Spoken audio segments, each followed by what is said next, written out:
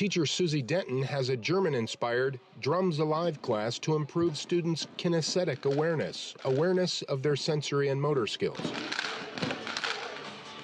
Kids today need to move, and we find that there are more and more kinesthetic learners in a classroom, and when they move, they are using their whole body as an input, and that just adds depth to their learning. And there is teacher Hans Chester, specializing in Native American culture, passing on the importance of his Tlingit roots with many Tlingit children here through centuries-old Tlingit songs. When we learn our own songs, it wakes that part of our brain up. It wakes that part of our souls up.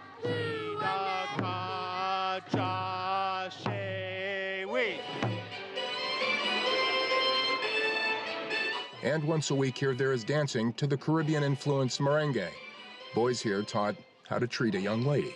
The fact that you're not talking also shows respect for your partner.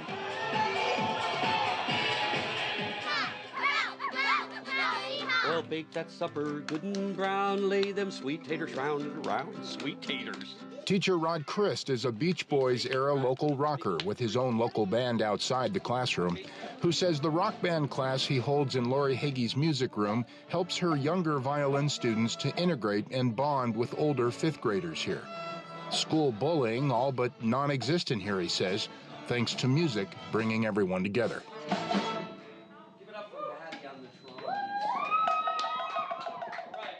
A sense of belonging, a sense of respect, a sense of, I respect what you've done. I realize that you've put in your time too. We're all putting in our time. So I think that it kind of gives it an egalitarian playing field for everybody. You know, we kind of feel like we all carry the same value for each other. And there is the story of young Jarrell here. Described when he first arrived here as a grumpy, withdrawn young man, Jarrell has gone through a personal metamorphosis through Heagy's Jam program. Recently, before the admiration of his classmates, Jarrell performed a violin solo he composed himself.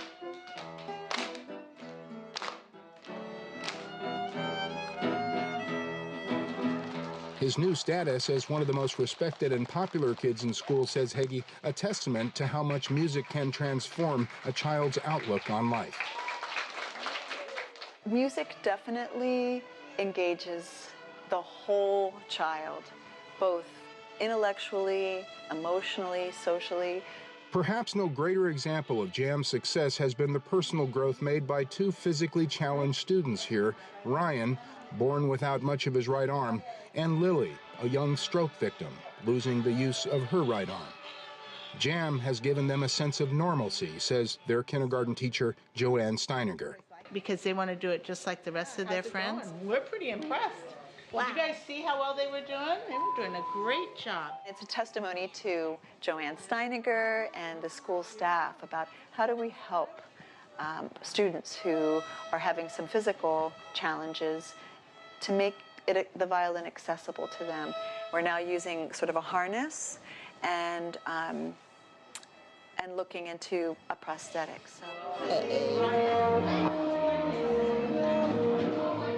Some of Heagy's Jam students recently made their first field trip to a rehearsal of the Juno Symphony. Do you feel that? Yeah. Isn't that crazy? Yeah, it's pretty neat. So I don't know, there are a lot of violinists. I think some of you might want to switch to percussion when you're older, don't you think?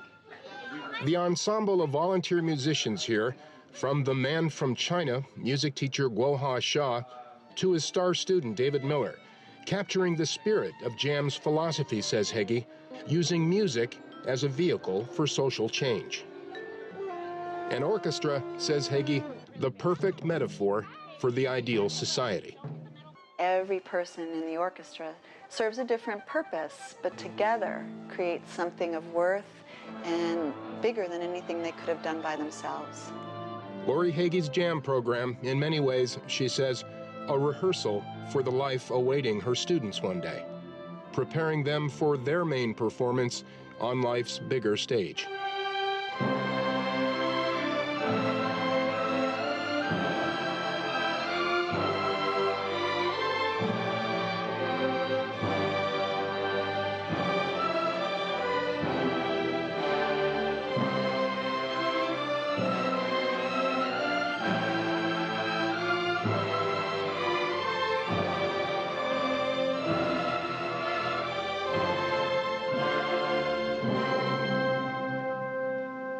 Take a bow.